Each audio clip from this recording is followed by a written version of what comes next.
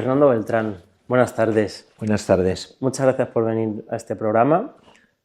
Quien nada sabe, y es este nuevo invitado, poeta, novelista, y hay un término al que no estaba acostumbrado, que te define también, que es nombrador. Esta me parece que puede ser la primera pregunta, y es, ¿qué es ser nombrador?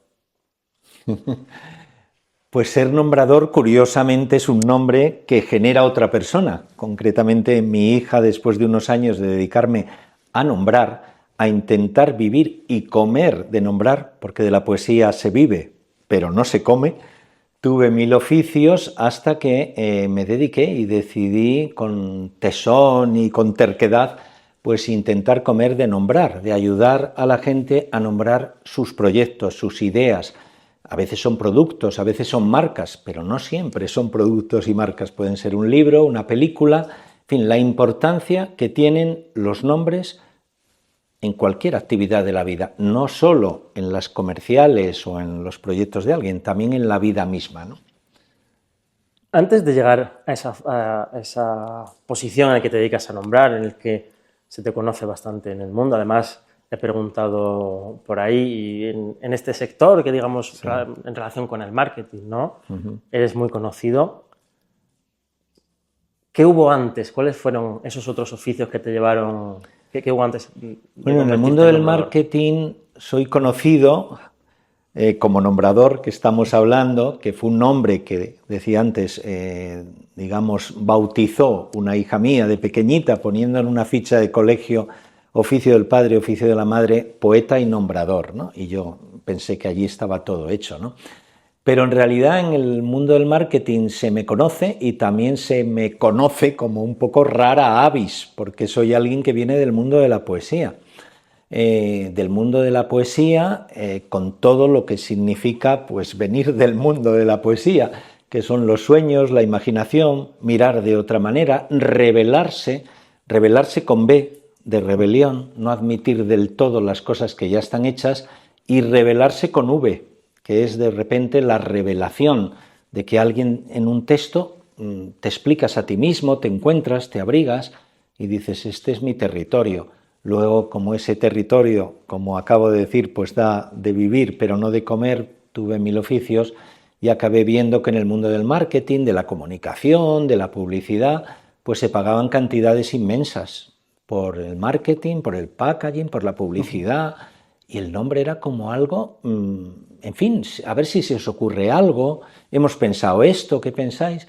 Y yo empecé a darle vueltas y a decir, qué cosa, no sé, me resulta extraño, ¿no? El nombre me parece importantísimo, ¿no? Y fue pues la segunda terquedad de mi vida, a los 17 años ser poeta, a los 31 voy a ser nombrador. Y fue una larga travesía del desierto para que entendieran también al otro lado, en el mundo de la empresa, en el mundo del marketing, que al nombre había que dedicarle un espacio, una reflexión y bueno, y que tenía su protocolo también de trabajo, ¿no? ¿En qué grado te ha ayudado la poesía para adquirir esa creatividad, esos nombres que son tan conocidos, ¿no? Sí. Pues me ha ayudado, evidentemente, porque sigo en el mundo de la palabra. No he abandonado el mundo de la palabra. La poesía me ha ayudado porque la poesía es síntesis. Entonces el poeta intenta decir mucho en un solo verso, ¿no? En un solo poema, si os fijáis, con unos márgenes en blanco muy grandes para que sea el lector quien acabe de leer el poema, ¿no?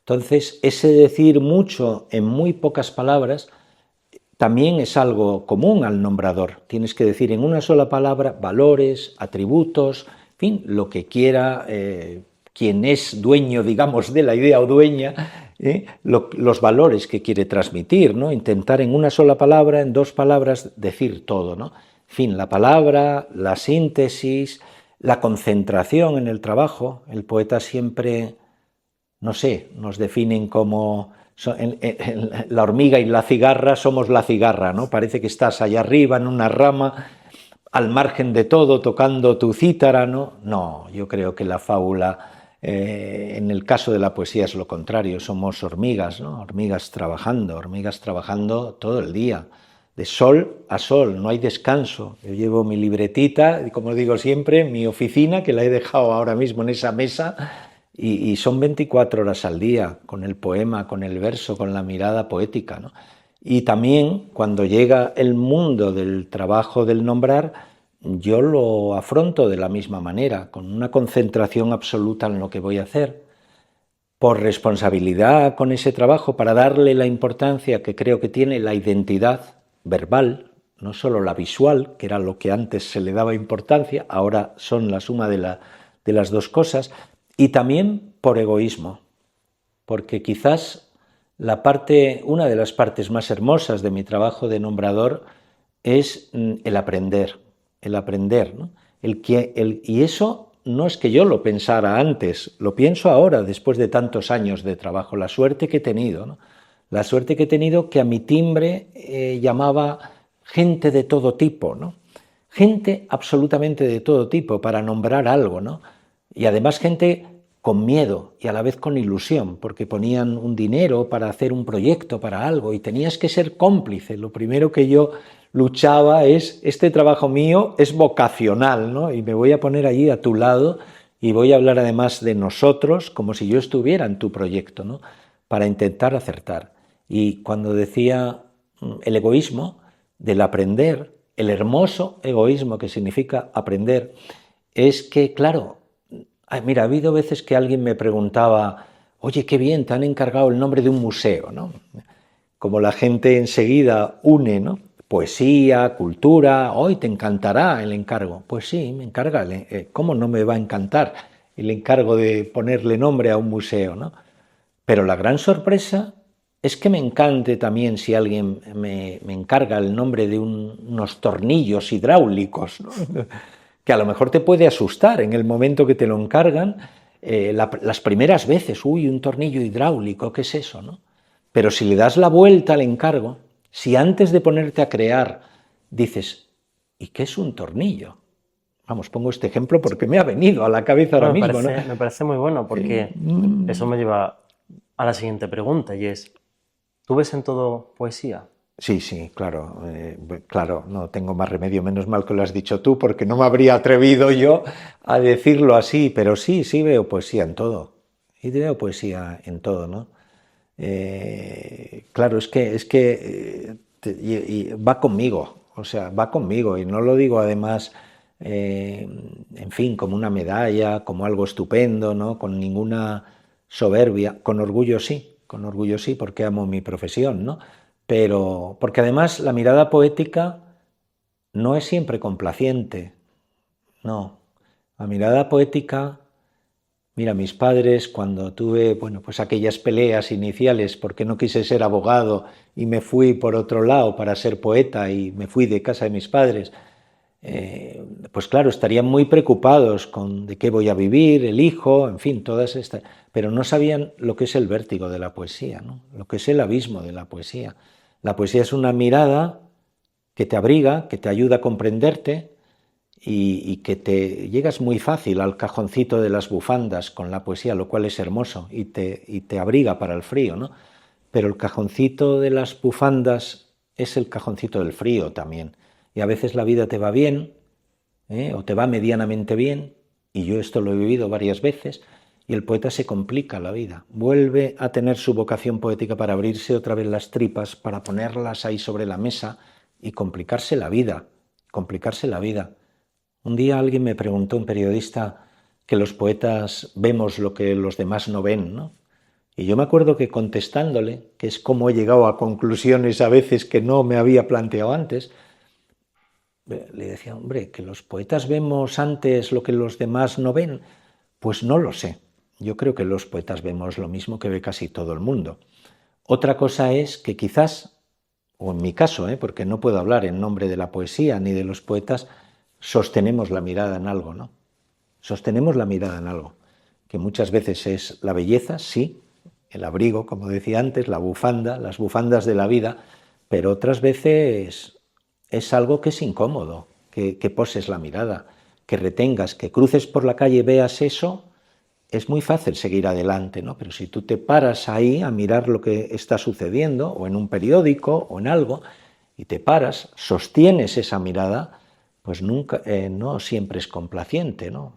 Entonces sí, yo creo que el poeta ve lo que los demás ven también y a veces sostiene la mirada con exageración siempre, sí. A mí un día me dijeron, eres exagerado, no sé si lo hablábamos alguna otra vez, ¿no? En lo que dices, digo, y luego pensándolo digo, claro, que creo que la poesía, una de las exigencias, si tiene alguna, es la exageración, sí, claro, la exageración del frío, del calor, del abrazo, de la caricia y también del grito. Yo llegué a la poesía gritando, con 15 o 16 años, ¿no? Los pedantes lo llamarían hipérbole, ¿no? Sí, exactamente, ¿no? Y habría que, en mi caso, casi correr a recordar exactamente qué es la hipérbole, ¿no? Pero no por no saber lo que es la hipérbole, sino a ver cómo se define exactamente, a ver si es la hipérbole, ¿no? Y yo amo el lenguaje, y amo las palabras y también las consulto, ¿no? Pero a veces, ya lo decía, ¿no? Berceo, ¿no? El hablar claro, ¿no? Pues, o sea, en el origen tenemos el hablar a tu vecino, ¿no?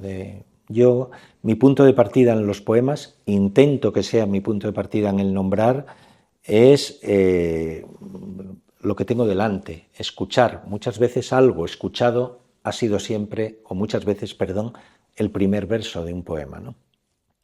Antes has mencionado que empezaste en la poesía gritando. Sí. ¿La poesía también es un estado de agonía? Sí, claro que es un estado de agonía, lo estábamos hablando hace un momento, ¿no? Es un estado de celebración y otras veces de agonía, ¿no? Incluso de las dos cosas, claro, lo pienso ahora por primera vez al tener aquí la palabra agonía entre nosotros, ¿no? Es a veces incluso la celebración de la agonía. Y a veces lo contrario, la agonía desde todo lo contrario, ¿no? Desde ese momento celebratorio, festivo o lúdico. Quizás tenga que ver con esa exageración que decíamos antes, lo decía una exageración en un sentido también etimológico, ¿no? De llegar a los extremos, ¿no? De llegar a los extremos. Yo, por ejemplo, y me ha llamado la atención, bueno, yo estuve muy malito al principio del COVID, y con un susto inmenso, enfermo, entrando en el hospital el 16 de marzo cuando no sabían qué hacer con nosotros, una experiencia demoledora y terrible, y escribí luego un libro que se llamó La curación del mundo, ¿no? Que me salvó un poco, porque ahí... Pero pasado ya el shock, que duró mucho, el shock postraumático también, me llamaba a mí la atención, que decía muchas veces, yo leo La curación del mundo y es un libro mucho más celebratorio y mucho más alegre y mucho más vital y como mucho más grito de vida que libros anteriores donde no me pasaba nada, teóricamente, quiero decir, estaba muy lejos de la agonía y sin embargo el poeta sufre, ¿no? Bueno, pues es parte del negociado que elegí en la vida. Con esto del grito estamos bordeando esos primeros momentos de la iniciación a la poesía y me gustaría preguntarte por tu formación. ¿Cuáles fueron esos autores o esos escritores que te empujaron a la poesía o que te empujaron a la búsqueda de un estilo?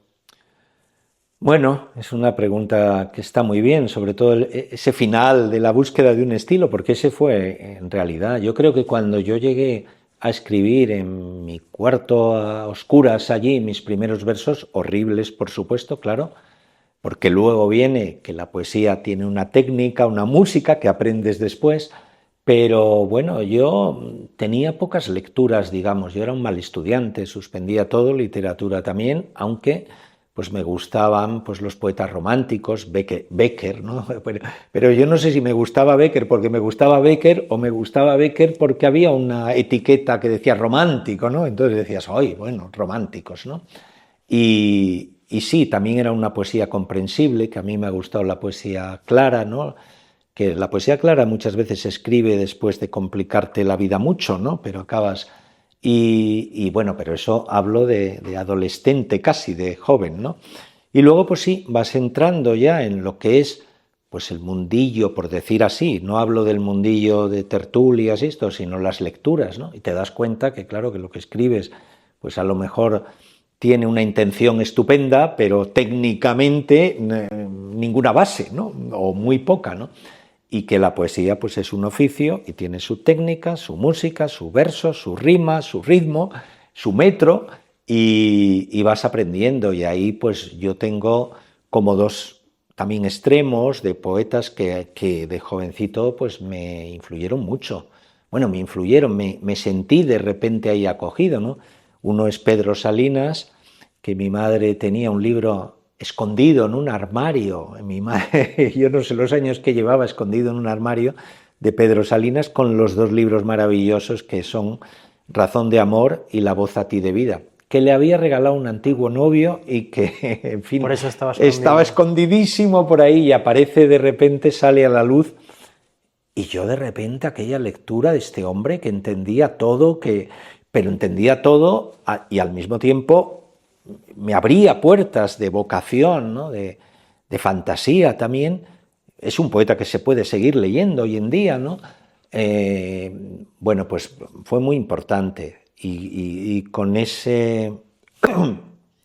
con todo ese potencial de la poesía y los latidos, ¿no? Que era leer también un poco románticos a Pedro Salinas, pues caí un tiempo después en el extremo opuesto, ¿no? En el grito de verdad salvaje, hondo, duro, cruel, inhóspito y a la vez bellísimo, porque siempre la belleza está ahí, de César Vallejo, ¿no? Y César Vallejo ya pues me rompe, me destroza, me enseña que hay otra dimensión también, y pueden ser como dos pilares en el inicio, ¿no? de mis pasos. Y luego pues la generación, los amigos, que siempre se suele olvidar, ¿no? Cuando se habla, siempre hablamos de los maestros. Los maestros son muy importantes. Nosotros somos una generación que tuvimos la suerte de ser los últimos que conocimos vivos a la generación del 27. Yo me carteaba con Jorge Guillén, que tenía la amabilidad de contestar cartas a un chaval de 20 años, ¿no? Y conocí a Gerardo Diego, que en las tertulias del Café Gijón, de estos sitios, se paraba allí con los jóvenes a hablar. Y a Damaso Alonso, que fue como mi maestro y mi mentor con Hijos de la Ira, y a Rafael Alberti cuando vuelve del exilio. Claro, son cosas que ahora recuerdas y son importantísimas. Y al mismo tiempo tu generación siempre es importante. Tu generación y la anterior a la tuya también, porque mi generación somos, bueno, lo que luego se llamó poesía de la experiencia y todo esto. Yo siempre decía, cuidado, a mí no me gusta ese término. En todo caso, en mi caso sería desde la experiencia. Yo siempre digo, vale, que es verdad que en mi caso los poemas ocurren, ¿no? Hay algo que pasa, hay una experiencia, una palabra escuchada, algo que veo, pero yo quiero que el poema me lleve a otro lugar, que no se quede en esa experiencia, porque si se quedara solo en esa experiencia no me serviría, ¿no? Yo quiero que me incomode, que me rompa, que me enseñe, que me lleve a otro sitio, ¿no? Creo en el poder descubridor de la poesía, ¿no? De abrir puertas que tú mismo no pensabas, ¿no? Me interesa mucho eso que has dicho, que pudieras cartearte con semejantes maestros, esa mítica historia del Café Gijón, que además Sí. podemos verla reflejada en La noche que llega al Café Gijón de Umbral, sí, entre otros. ¿Se ha perdido esa relación personal, presencial, entre esos maestros y los aspirantes hoy en día? Yo creo que sí, no del todo, por supuesto, porque luego es cada persona es un mundo. Hay quienes, evidentemente, poetas jóvenes que buscan a los maestros que tienen posibilidad de compartir. Lo que pasa que se han perdido, quizás, y fíjate, es paradójico, ¿no? Porque ahora están las redes, está todo abierto y al alcance, ¿no? Pero esos lugares de encuentro, no sé, porque lo digo con toda humildad, porque lo mismo alguien viene a decirme, bueno, no tienes ni idea, ahora pasa, ¿no? Pero claro, ese lugar, ese presencial, ese tocar, ¿no? Ese poder ir a sitios donde tocabas a todos estos maestros de todas las generaciones, pues creo, por lo que leo también, que ahora pues no existe, es de otra manera, ¿no? Las redes están ahí, por supuesto, y accedes, es paradójico, porque accedes a mucho más y a la vez, bueno, pues puedes perder ese contacto digital. A mí me gusta recordar la palabra digital, porque Son los dedos. son los dedos, y a mí me llama la atención siempre, porque ya lo decía Gabriel García Márquez en el principio de 100 años de soledad, ¿no? Las cosas no tenían nombre y había que nombrarlas con el dedo, ¿no? Como hacen los críos, los niños, cuando no saben una palabra, lo primero que hacen es señalar con el dedo. O sea, nombramos con un dedo. ¿Y qué es un dedo? Un dígito.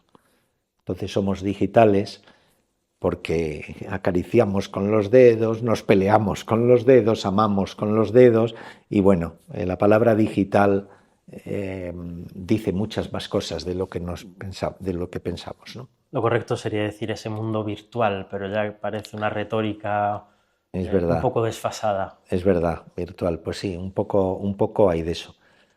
Tu primer libro publicado es Aquelarre en Madrid, en el que exploras la noche, la voluptuosidad literaria y humana. ¿Qué queda de ese Madrid de los 80?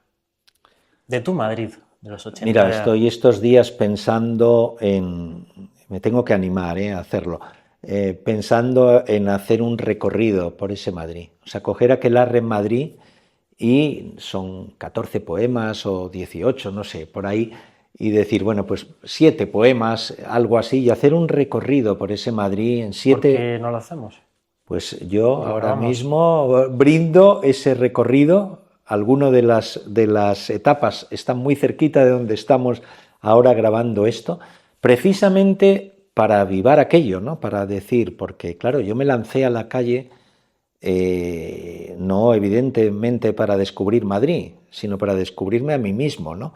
Para romper las ataduras, para romper muchos fantasmas, muchos lastres que yo llevaba ahí, y vomitar, ¿no? Y yo conseguí aquellas 11 noches vomitar, sacar un mundo y empezar a escribir a mi manera, que Dios sabe cuál es a mi manera, pero no a la manera de lo que eran los poetas pues anteriores, justo anteriores a nosotros, que era la poesía culturalista, que luego pues todos son grandes amigos y acabaron siendo grandes amigos, pero al principio era la generación anterior contra la que luchábamos y que sin embargo nos enseñó también pues precisamente eso, la técnica, la música, la cultura de la poesía también, ¿no? Madrid probablemente es la mejor ciudad, sobre todo para quienes no somos de Madrid, vivir ese proceso de quitarnos ciertas máscaras. En eso es una ciudad muy generosa, sobre todo por la noche. Claro, yo no puedo decir nada porque amo Madrid, pero amo Madrid porque soy justo con lo que me ha dado Madrid. Yo he sido aquí inmensamente, bueno, es mi vida, soy padrileño además, con mis hijas, como un día me recordaron pequeñitas. Y ahora entiendo, porque siempre hablas de Asturias, de Oviedo, de Lloviedo, y ellas no lo entendían del todo, ¿no? Y un día una de ellas, debía ser nombradora ya, me dijo, ¡ay, papá, ahora lo entiendo! Claro, tú es que eres asturiano y padrileño, ¿no? Muy hermoso, ¿no? Bueno, pues soy padrileño y esta ciudad pues me abrió las puertas. No es una ciudad que te lo ponga fácil, como todas las grandes ciudades, pero eso me gustó todavía más de Madrid, ¿no? Que hay que luchar por, o sea, quiero decir, eres tú quien tienes que recorrer, que amar, y aquellos años de lo que luego se llamó la movida, pues existió, se diga de una manera o de otra. Allí hubo una convulsión y estábamos en la calle todo el día y haciendo cosas, y bueno, pues de aquello pues queda, ¿cómo no va a quedar? Las generaciones jóvenes tendrán su propia movida, o lo que se llamará el día de mañana de otra forma, ¿no?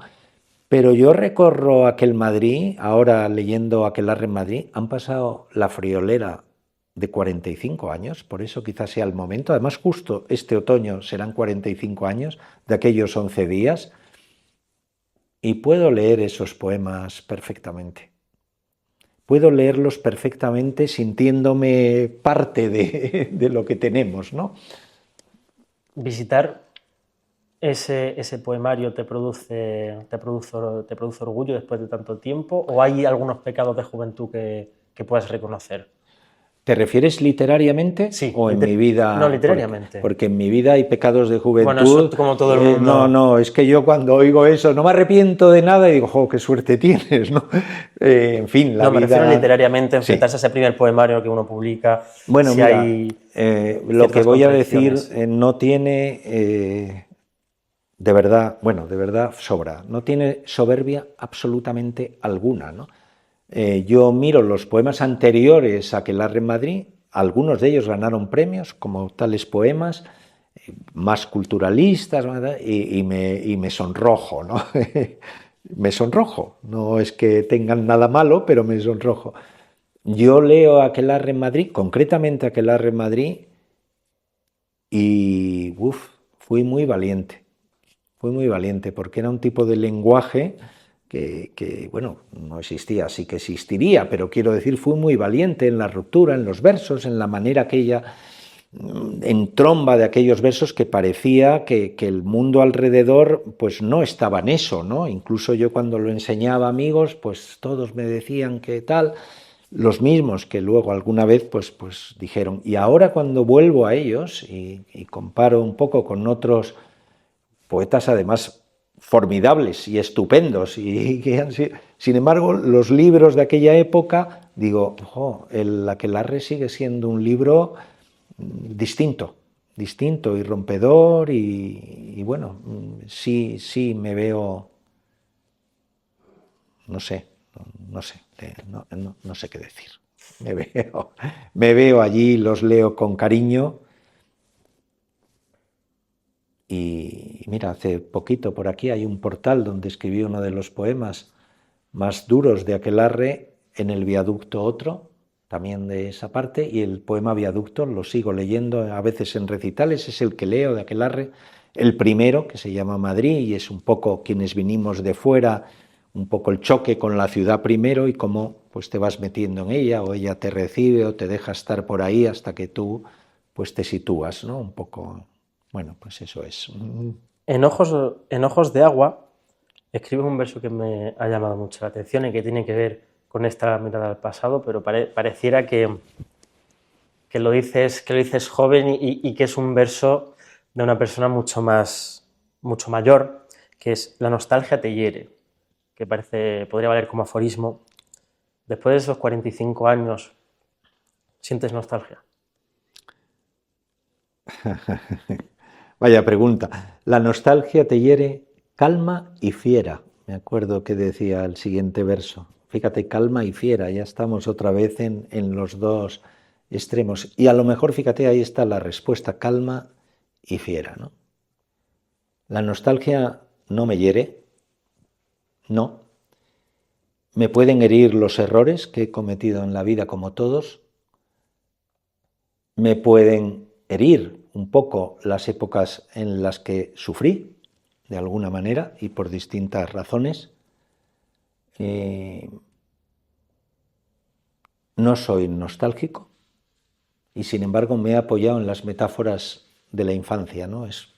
Hay mucho de esa infancia absolutamente. En otros libros. Me he apoyado en esas metáforas, o sea, eso es curioso, claro, decir no eres nostálgico cuando estás apoyándote en palabras, en imágenes de tu infancia, por ejemplo, ¿no? Porque claro, ¿qué hubiera ocurrido en mi vida si yo no hubiera tenido este rapto de venir a otra ciudad, ¿no? Que no lo hice yo en mi caso, vine con mis padres, ¿no?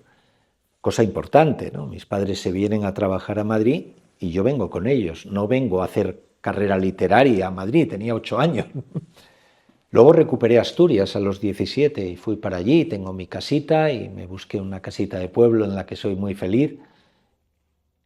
Entonces yo cuando vine a Madrid me rebelé, como decía antes, ¿no? Me convertí de repente en alguien muy rebelde, ¿no? Quizás por esa ruptura, pero incluso contra mis padres, ¿no? ¿Dónde vamos? ¿Qué hacemos? ¿Por qué? ¿No? Esta traición, no sé, en fin.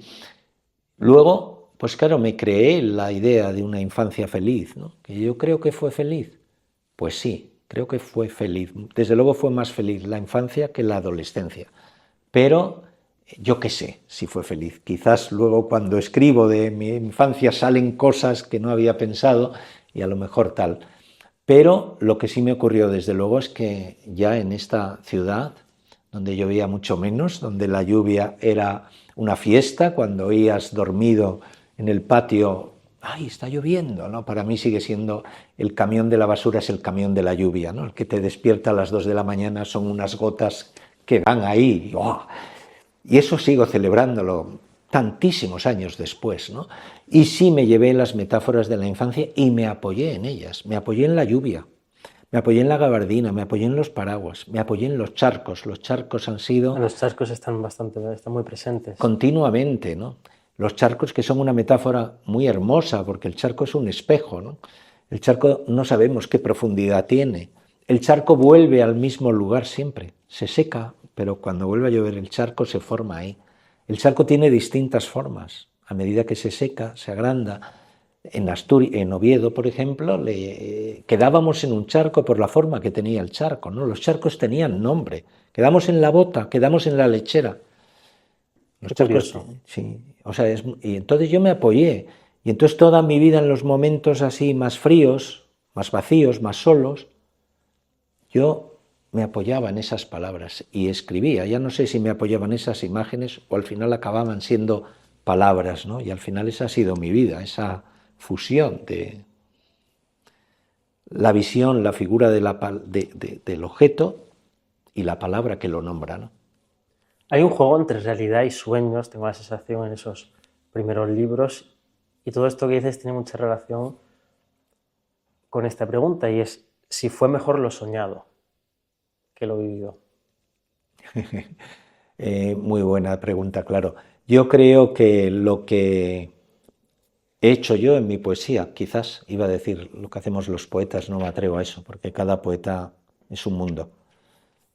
Yo, más bien a la inversa, creo que he convertido hechos reales en sueños y momentos reales, instantes reales en sueños, no el camino a la inversa. He hecho de momentos de carne y hueso en mi poesía y en mi manera de ser y en mi manera de latir, pues hechos de carne y vuelo, ¿no?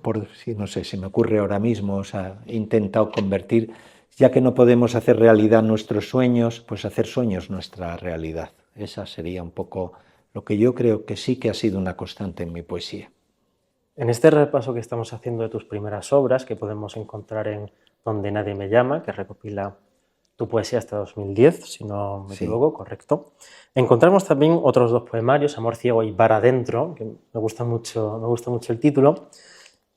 Y sobre todo en este último, en Bar adentro, encontramos momentos muy cotidianos, ligados lógicamente a las barras de bar, a la noche, que por una parte, en otro estilo, me recuerda mucho a ese Baudelaire de Las flores del mal, en el que rescata sobre todo los momentos fugaces, aunque de estos podamos hacer un poema que pudiera ser extensísimo, pero siempre tiene que ver con un paseante, con un momento, esa fugacidad.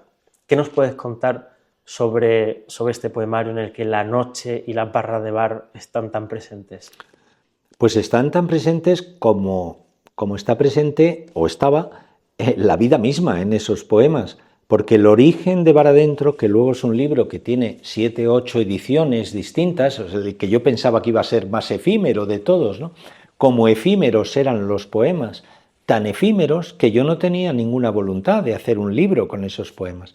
Yo he escrito miles de poemas en aquellos años, sigo escribiéndolos, pero en aquellos años de barra solitaria, de servilleta, donde yo volvían esas metáforas de la infancia, donde todo, ¿no? Y yo un día escribo uno de esos poemas y en ese mismo bar, al día siguiente quedo con un amigo, en aquel bar donde no había casi nadie el día anterior, y le enseño una columna que hay en el bar y le digo, mira, ayer escribí este poema, un amigo poeta, y mira la servilleta y es un poema que se llama Mujer de un solo ojo, porque yo solo veía, había dos mujeres, dos muchachas al fondo, y yo el muchacho en la barra, era joven, y solo veía un ojo de una de esas mujeres, ¿no? Y entonces escribí Mujer de un solo ojo, ¿no? Partida por la barra, por la cal de una columna en medio, solo encuentro, bueno, hablaba de que solo teníamos un ojo. pero así es el amor, nunca te muevas, eres mi otra mitad, mi amor entero. Así terminaba el poema, ¿no? Nunca te muevas, ¿no? Bueno, yo se lo enseño al amigo y el amigo de repente, no sé, se alumbra con aquel poema y me dice que le encanta, que le entusiasma, y le digo, ¿de verdad? Y digo, pues tengo cientos de estos poemas, ¿no? Y eso es lo que me hace buscar pues 20, 25 poemas de estos y publicar este libro con mucha gente del mundo de la ilustración que ya empezaba a conocer, con Pep Carrió como gran amigo, y lo llevamos a hacer exposiciones por los bares, y sí, son poemas nacidos, pero un poco como decía antes, desde la experiencia, porque son poemas que en 7, 8 versos acaban a veces, en fin, dando una vuelta al mundo y existencialistas totalmente, ¿no? Con sorpresa, porque parten de la anécdota y acaban pues siendo el ahogado que el mar devuelve con los ojos muy abiertos al final de una noche, ¿no? A una playa, ¿no?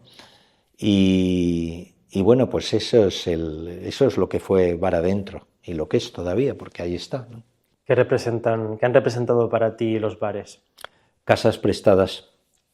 Yo me fui de casa de mis padres muy temprano, muy jovencito, y hubo épocas que yo vivía en la calle, no en la calle, de dormir en la calle, quiero decir, de un lado para otro, bueno, sí, un poco de todo. Y cerraba los bares, no solo porque bebiera o estuviera con amigos, no, los cerraba bebedor solitario porque eran casas abiertas y casas prestadas, pues hasta las tantas. Encima, casas prestadas en todos los sentidos, porque casas que te abrigaban también, ¿no? El amigo, los amigos, el camarero, tu lugar, tu casa prestada. Porque además fueron años difíciles y años duros, y no solo por el tema económico y el cómo vives, porque yo era muy orgulloso además, y como había tenido una ruptura, pues no aceptaba ayudas, ¿no? Un poco, sino también duros porque estabas lleno, yo no era ningún héroe, yo estaba también lleno de dudas y llenos de miedo y de fríos y de qué voy a vivir o de qué va a ser mi vida, o estoy aquí en el lugar correcto o tienen razón todos los de alrededor que son gente bien amueblada, que quieren mi bien, y tendrán razón, con él nunca llegarás a nada. Es duro eso. Me parece que es una experiencia que vive todo aspirante a escritor, que de verdad se enfrente a esas noches solitarias cuando no hay un sustento, hay una herencia, una renta que le permite seguir escribiendo desde Nueva York o Bilbao. Sí, sí. ¿Cómo se resolvieron todas esas dudas? ¿Cómo superaste esas barreras? Esas barreras las superé, una de ellas, literariamente hablando, Aquelarre en Madrid.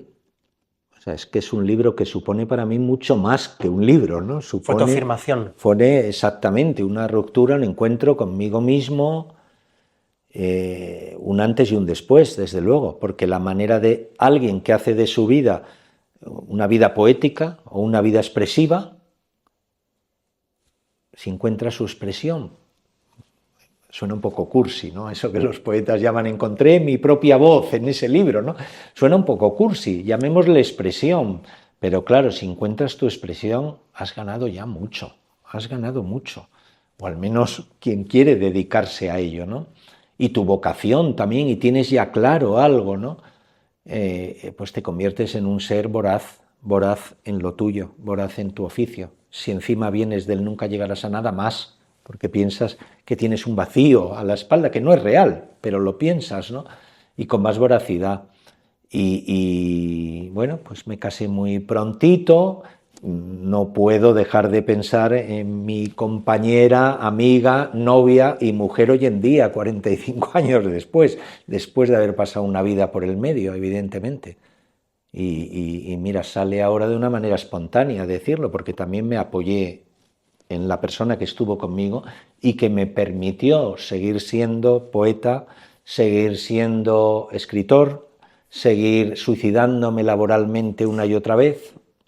Ella tampoco es que tuviera, es geógrafa, un sustento, pero nos fuimos acomodando los dos, ¿no? Pues con una, sí, con a lo mejor aquella ruptura que tuve familiar tiene mucho que ver también, ¿no? Como una fortaleza luego a la larga, ¿no? Fortaleza en lo que tú has decidido, has hecho y tal. Y luego, pues con el oficio de nombrador, que es con lo que empezábamos a hablar. Yo fui actor, escribí guiones de cine durante mucho tiempo, vendí libros por las casas, fui administrativo en varias empresas, hice de todo, en gabinetes de prensa, en la feria del libro, allí último mono, pero allí ayudando, tal. Ganaba un dinerito y rápidamente empezaba otro. Cuando empezaba un libro de poemas, yo dejaba todo. O sea, era suicida de verdad, completamente, ¿no? Y bueno, pues nos íbamos defendiendo como podíamos, pero claro, yo iba buscando la combinación, el equilibrio, ¿no? ¿Vale? De qué se vive y de qué se come, ¿no? Pero yo sí tenía claro que mi comer no iba a ser, pues eso, ser abogado o lo que hubiera podido ser. Yo tenía un camino ahí hecho que me hubiera sido más fácil en un sentido, más difícil en otro, ¿no?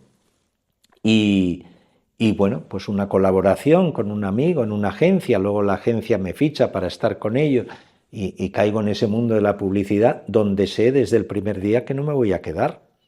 Y no por nada, ¿no? Ya no es un discurso contra ni tal, sino me había pasado en otros muchos trabajos, ¿no? Pero donde por primera vez me enfrento a, como te decía antes, a esos clientes que hacen cosas, a unos presupuestos increíbles, a un sueldo increíble, y me vuelvo a suicidar otra vez, pero laboralmente, ¿no? Y acababa de nacer mi primera hija, era una cosa que no entendía nadie, ¿no? Pero había tenido una luz ahí un poco y había visto, esto fue así, tal cual, o sea, había visto que me iba a dedicar a nombrar, porque aquello no lo hacía nadie, o sea, lo hacían los copies publicitarios, todo, pero no tenía una tarifa, no tenía nada, o sea, todo se cobraba en ese mundo menos el nombre, era algo que a ver qué se os ocurre, hemos pensado esto hoy en día parece inaudito, pero sí, en los años 80, si cogiéramos los libros de imagen corporativa, que se llamaba imagen corporativa, identidad visual, no se hablaba del nombre, no se mencionaba, fíjate, llamándose identidad, ¿no? Es curioso esto, ¿no? Curiosamente, en los libros literarios de aprende a ser escritor y esas cosas, se decían también 1000 técnicas de todo y no del título del libro. Eso es una curiosidad en aquellos años, hoy en día sí, mucho. Y yo dije esto, y yo decidí irme. Y no se lo creía nadie en la agencia, nadie. La gente con la que yo tenía más contacto eran más amigos, me decían, en la fiesta que me hicieron allí a despedirme, me decían, anda, dinos qué agencia te ha fichado, ¿no? Porque eran los años finales de los 80, principio de los 90, la publicidad española estaba en la cumbre, los sueldos te subían el sueldo del 100% al acabar el año. Yo no, fui el único al que no subieron nada en ese cambio de año a año porque decían que les caía muy bien, pero que no me veían convencido, y era verdad. Y entonces dije, a nombrar. Y me fui y abrí un estudio, cochambroso, vamos, una habitación alquilada en un sitio infame, maravillosamente infame, y ahí estuve 7 u 8 años, y le llamé el nombre de las cosas, y empecé a vivir pues, con diseñadores gráficos del concepto, yo hacía el concepto, ¿no? Bueno, pues que me contaban lo que quería el cliente hacer, y yo decía, pues esto es un caballo que mira, tal, conceptual todo, ¿no? Y por lo visto funcionaba en eso, pero ya llamándome el nombre de las cosas, porque yo llegué a la conclusión de que todas las cosas tenían pues una imagen y un nombre, ¿no? Y que de la imagen se ocupaba mucha gente y del nombre, pues... Y fueron 7 u 8 años, hasta que empezaron cosas así a salir un poco. Y entonces, bueno, pues el haber creado un oficio que luego me fue muy bien, años después, pero que no quiero olvidar todos los años que costó sacar aquello adelante, cuando además era contra viento y marea. Todo el mundo alrededor, la gente de la agencia, yo tenía como compañero a Tony Segarra, que no era todavía conocido, ni lo que luego fue el mayor publicitario de este país, un ser excepcional, con una cultura increíble y un genio, considerado el publicitario número 1 de todas estas últimas décadas, era compañero mío, sin ser conocido todavía, y me decía, lo ha dicho él: Fernando, es imposible lo de los nombres. O sea, si es una locura tuya, otra más de tal, pues vale. Pero si de verdad lo haces para comer de ello, es totalmente imposible. Nadie va a pagar nunca nada por un nombre, lo que hoy se llama naming. Claro, y es una industria. Es una industria, naming, branding, tal, que yo no lo puedo llamar nunca así, aunque me dedique a ello, porque claro, lo creé sin existir. Este naming, ¿no? Ni identidad verbal, que lo creamos nosotros. Cuando digo nosotros, vamos a pensar que España o Madrid lo creamos en un estudio pequeñito el año 1990, no el 2002, como dicen ahora algunos libros, que llega este concepto verbal identity, llega de Estados Unidos. No, identidad verbal con se crea aquí. Con esa pasión habitual por los términos anglosajones. Y ya entonces abrimos las puertas, ¿no? Un poco a todo, ¿no? ¿Esos suicidios laborales para dedicarte a escribir merecieron la pena? Sí, por supuesto, claro. Es que no puedo decir a estas alturas otra cosa. Yo estoy aquí, he escrito todos estos libros, es mi vida, es mi maravillosa vida, en todos los sentidos. Hubiera sido otra vida distinta, que a veces uno vuelve la vista atrás o puede, pero no la nostalgia que decíamos antes, sino simplemente como la cabeza es libre, ¿no? Y a veces se dispara, bueno, ¿qué hubiera sido si yo hubiera seguido siendo, yo qué sé, o me hubiera quedado en aquella agencia? Que fue otro momento, claro, yo podía haber sido abogado y hubiera sido un abogado, ¿no? Bueno, malo, regular, no lo sé. ¿Fue duro a veces pagar las consecuencias de esa decisión? Sí, claro. Claro, una cosa es decir que estoy feliz donde estoy y que ha merecido la pena, por supuesto, pero que fue duro, claro que fue duro.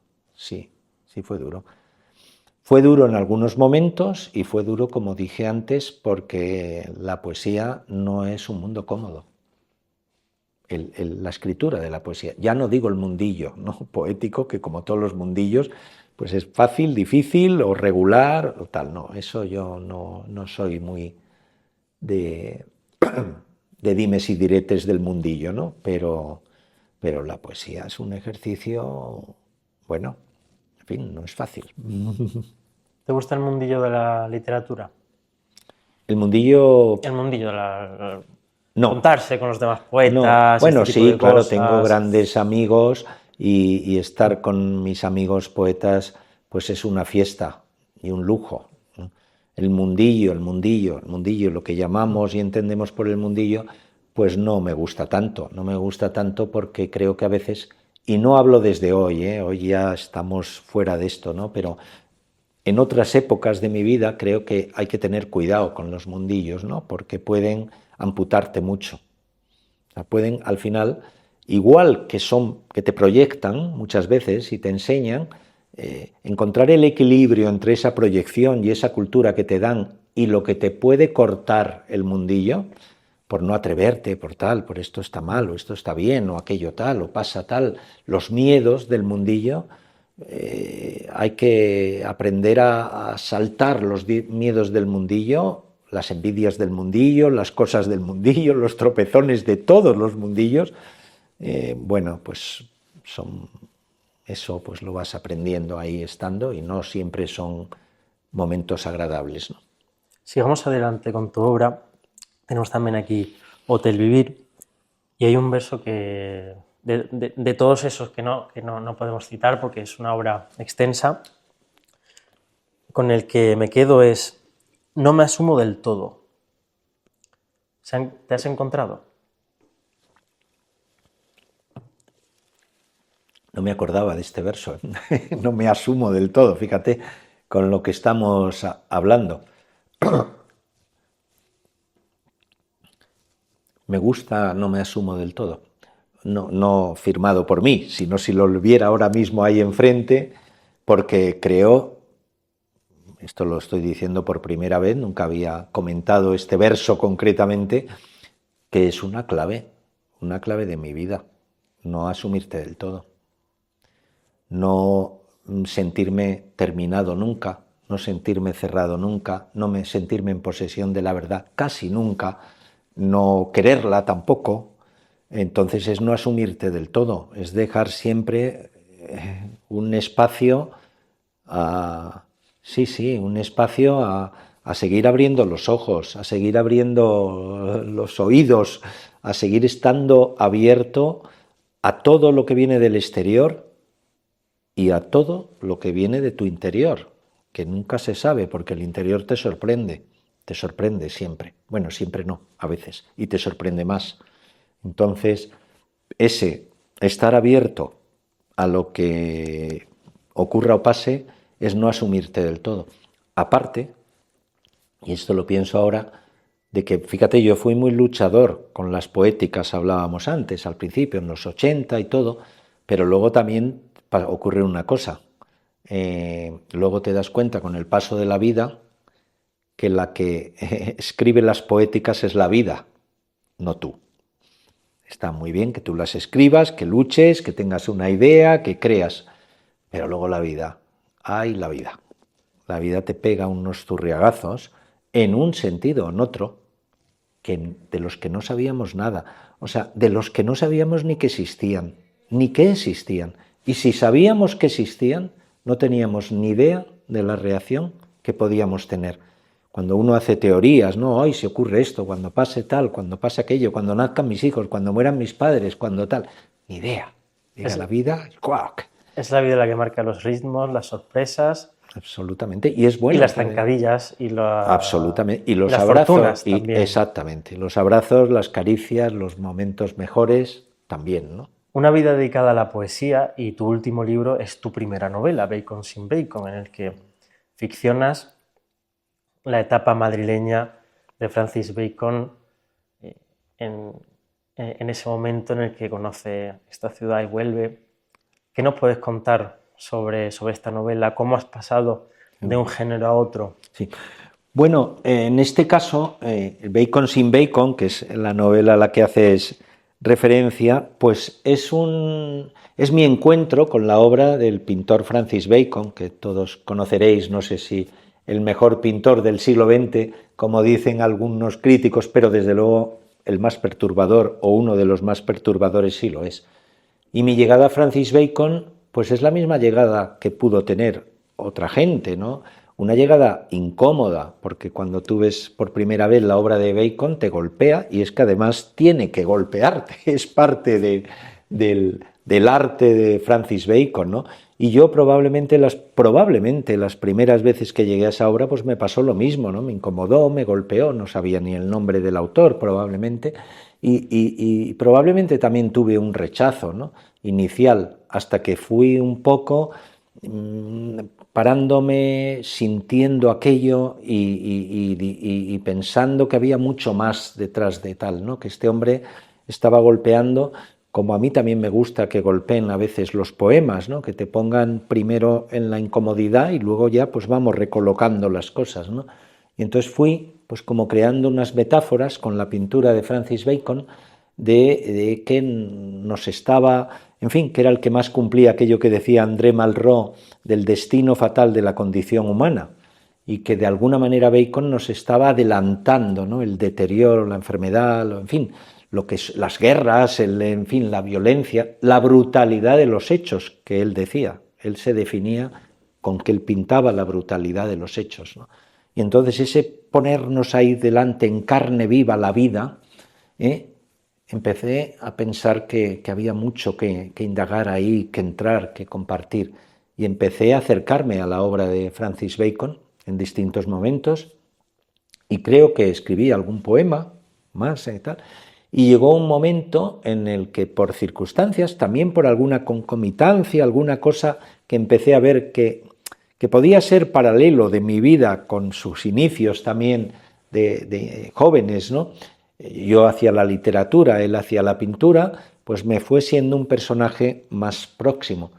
luego pues me fui enterando de cosas, ¿no? Que, bueno, pues su amor a España, a la pintura española, Velázquez, Goya, que eran referentes para él, Picasso en su momento, y luego pues esta historia final, del final de su vida. Él vive en Londres, vivió en Tánger, en París, en muchos sitios, pero él conoce Madrid por el Museo del Prado y sobre todo tiene un último amante español, pues con el que había, imaginamos, sido muy feliz, y rompen o tuvieron una ruptura. Yo no entro ahí, salvo, bueno, algunas cosas laterales, y este hombre está con 82 años, el año 1992, en Londres.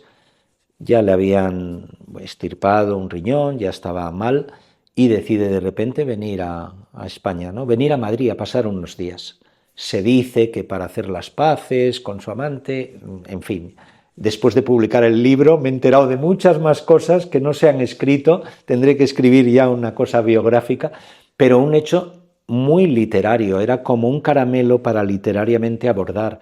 Él viene a España contra la opinión de los médicos y, en efecto, a los 3 o 4 días se pone enfermo en Madrid y él mismo ingresa en la Ruber, en la clínica Ruber. Nadie sabe que Francis Bacon está en Madrid, nadie. Cuando muere, 5 días después, los periódicos es una sorpresa porque empieza la noticia a correr de un lado para otro, pero ¿cómo en Madrid Francis Bacon?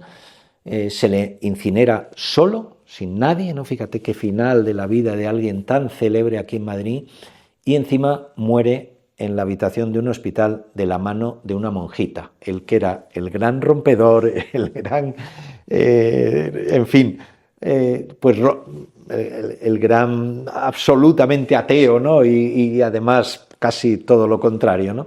Pues porque allí había monjitas. Entonces, todo es muy literario como para coger la figura de Bacon y empezar a trabajar con él una novela, una ficción. Yo hago una ficción de que Bacon esos 8 últimos días pinta o quiere pintar su último cuadro, ¿no?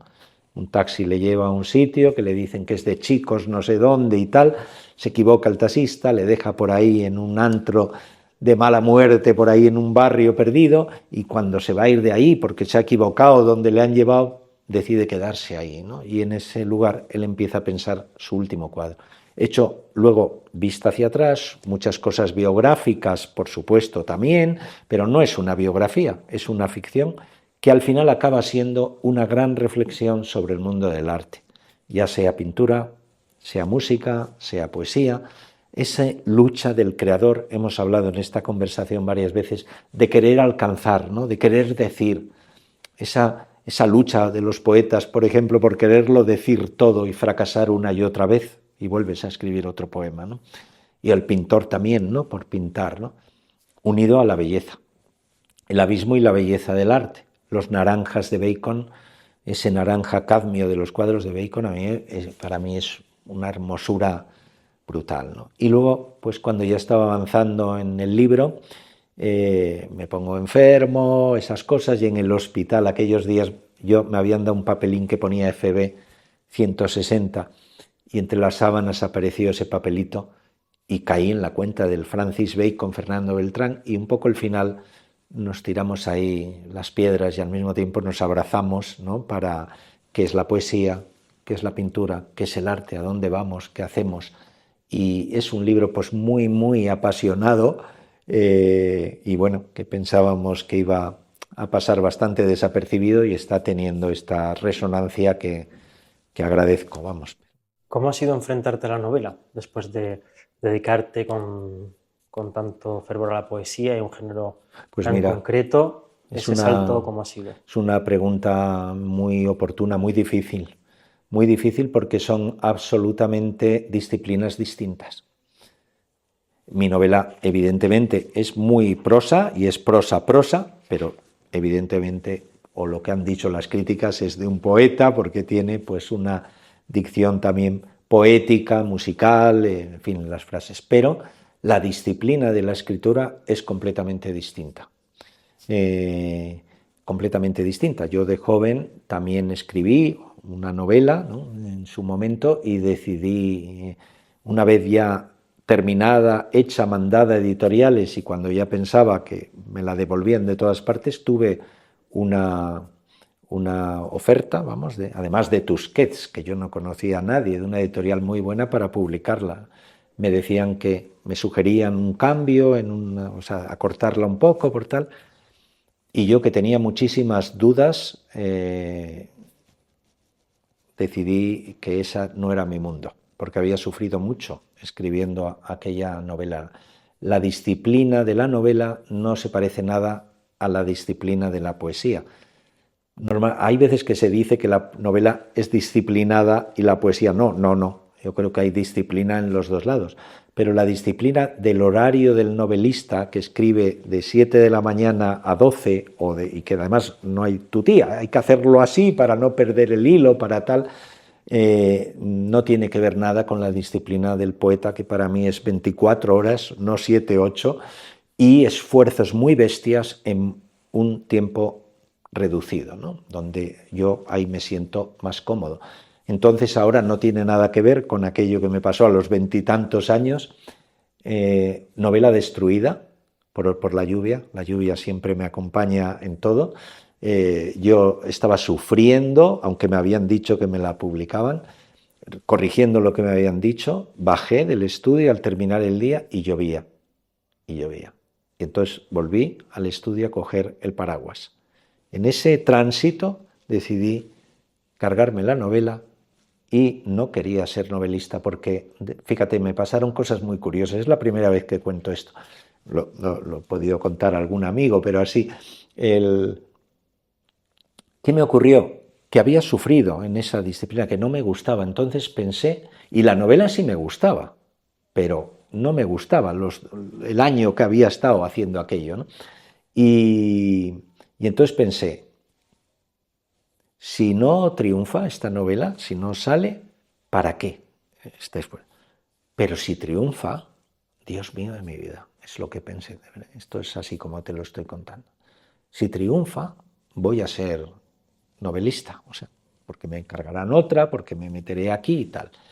Y el tercer motivo, que hoy en día no sé si pensaría lo mismo, o sea, quiero decir, no me estoy aquí dando lo que ocurrió. Y el tercer motivo era mucho más serio, quizás, aunque pueda parecer el más sencillo. Digo, he escrito 300 páginas y esto que he escrito está mucho mejor dicho en este poema de mi libro Gran Vía, que se llama Transbordos. Un pequeño poemita que se llama Transbordos está dicho, o sea, he escrito en 300 páginas algo que para mí está mucho mejor dicho en 2 poemas. Que no será así.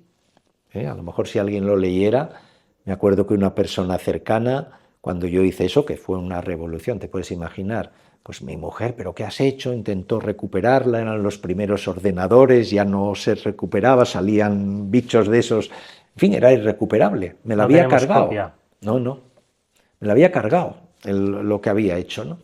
Y todo el mundo pues tal, y hubo una persona cercana, una amiga, que me dijo, y me impactó mucho mucho tiempo después, que me dijo que era además muy buena lectora de mis libros de poemas, y me dijo, no tenías derecho a hacer lo que has hecho, ¿no? Y digo, un halago, ¿no? Pero bueno, pero me impactó muchísimo, ¿no? Fue lo que más me impactó. Digo, pero ¿por qué no voy a tener derecho a tal? No tienes derecho, ya eso terminado, pues teníamos que haberlo leído o hecho tal, no tienes derecho a lo que has hecho. Joder, me impactó mucho, pero de eso sí que no me arrepiento nada. Yo he escrito ahora, ¿qué ocurrió con Bacon? Fueron 4 meses. Bueno, 4 meses lo pude resistir. Luego, evidentemente, como te digo, la enfermedad y una corrección y volver un poco a hacer algunas cosas, pero el esfuerzo gordo, o sea, fueron 4 meses. 4 meses maravillosos, por otro lado, porque estaba como en otro mundo y porque yo pues soy pasional y creo que lo mejor de mí viene por los latidos y no quería perder esa comba que tenía, no quería que pasara ese tren, ¿no? Y fue muy hermoso, porque luego el mundo de los poetas, en mi barrio, me ocurrían cosas que recuerdo ahora, y me pasa cuando escribo poesía o estoy metido en un libro, ¿no? Que parece, bueno, que la poesía va siempre por los lados, ¿no?, del camino, por la cuneta, ¿no?, que casi no te prestan atención, que los poetas pues somos otro mundo, ¿no? Los libros venden poco, aunque luego la gente va a los recitales, mucho, pero en cambio se venden poco los libros, ¿no? Pero eso es verdad a medias. Yo creo que hay un respeto a la poesía impresionante. Lo digo como lo siento. Los poetas siempre estamos quejándonos de que se hace poco caso a la poesía. Yo creo que se hace muchísimo caso a la poesía. Los amigos, poetas franceses, ingleses, siempre dicen que en España se quedan boquiabiertos, por ejemplo, de las páginas que se le dedican en la prensa a la poesía y en los medios, ¿no? Y siempre poetas muy conocidos de francés, o sea, se quedan como boquiabiertos de tal, y es verdad. Y luego la gente tiene mucho respeto a la poesía, respeto aunque no lean, ¿no?, poesía. Y yo, cuando escribo, pues me quedo muy asombrado de los bares, del barrio, el café, los sitios, ¿no?, que enseguida te notan que estás ido, pero ido, porque estás metido ahí en tal, y ocurren cosas muy bonitas, ¿no? Cuando estás escribiendo, ¿verdad? O tal, sí, estoy, ¿qué pasa? Tal, no, tal, y no sé, terminas el café, nada, marcha, ¿no? El Bueno, entusiasmo, ¿no? sí, gente Platón. que a lo mejor luego no te va a leer porque no le gusta o porque tal, pero ese como respeto al creador, a lo que sea, ¿no?, bueno, de que estás en otro mundo y ala, marcha, y no pagues el café, ¿no? Tú estate en lo tuyo, ¿no? Un poco tal, ¿no? Es muy hermoso eso. Fernando, tenemos que ir terminando, Sí. pero te voy a hacer las dos últimas preguntas. Sí. La primera es, ¿cuáles son los 3 o 4 libros de tu vida que te han marcado? No míos. De los autores que, Sí. que han Pues forjado, que te han forjado vital o literariamente. Bueno, seguro que me dejo alguno. 100 años de soledad, de Gabriel García Márquez, a mí me rompió las costuras. No sé si entendía o no entendía, lo leí muy joven y me perdería en la saga, pero cada vez que abría por una página yo decía, yo quiero estar aquí en este mundo, ¿no? Esa magia, ese realismo mágico o mágico realismo o lo que fuera, a mí me ayudó muchísimo en un momento en el que yo había tomado una determinación muy joven que no sé si hubiera mantenido, ¿no? Y me ayudó a quemar las naves y a seguir. Luego me gustaban mucho, que tuve la suerte de tener relación con alguno de ellos, pero libro, On the Road, en el camino, de Kerouac, era para mí un catecismo que iba conmigo a todas partes, ¿no? A todas partes. Y eso como novelas, y luego como poesía, pues hemos hablado de Vallejo, y por nombrar a dos poetas más, uno que tuve la gran suerte de vivir y convivir con él, que fue Claudio Rodríguez, el de Don de la ebriedad, para mí el poeta del siglo XX español, maravilloso. Ese poemario es... El Don de la ebriedad, escrito con 17 años. Es que cada vez que lo lees te asombras, ¿no? O sea, cuando se dice si alguien está iluminado o algo, ahí tuvo que pasar algo, ¿no? Algo sobrenatural para que escribiera ese libro, ¿no? Y por decir algo, tengo 2 repisitas con mis libros preferidos y son muchos más, pero por nombrar a una poeta, bueno, esa pregunta de a quién recomendarías leer, pues Szymborska, la poeta polaca, me parece una poeta pues para iniciarse en la poesía o para al revés, o para seguir en la poesía, porque cualquiera de sus libros siempre te va a decir algo interesante, ¿no? Wisława Szymborska, premio Nobel hace unos años y de la que yo no sabía nada. Me acuerdo el día que le dieron el premio Nobel en uno de esos bares de Madrid, había una camarera polaca y era un bar que yo no conocía, me llevaron unos amigos y cuando nos enteramos que era polaca o algo así, yo por decir algo dije, ¿sabes que han dado el premio Nobel a una?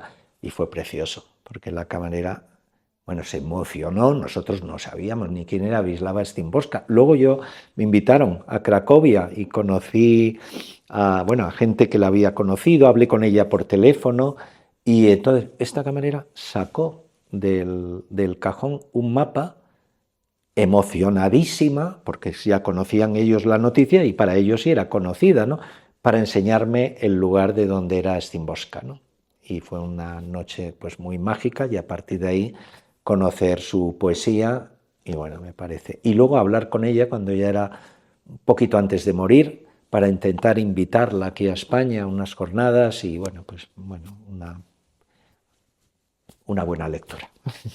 Y la última pregunta es, ¿qué te dirías a ti mismo en ese momento en el que te lanzas a la vida literaria y todo el mundo te dice que haces, no vales para esto y todo este tipo de cosas? ¿Qué haces? Bueno, ¿qué te dirías a ti mismo en ese momento en el que Ya. todo el mundo se sorprende de esa decisión, te invita a que no la tomes?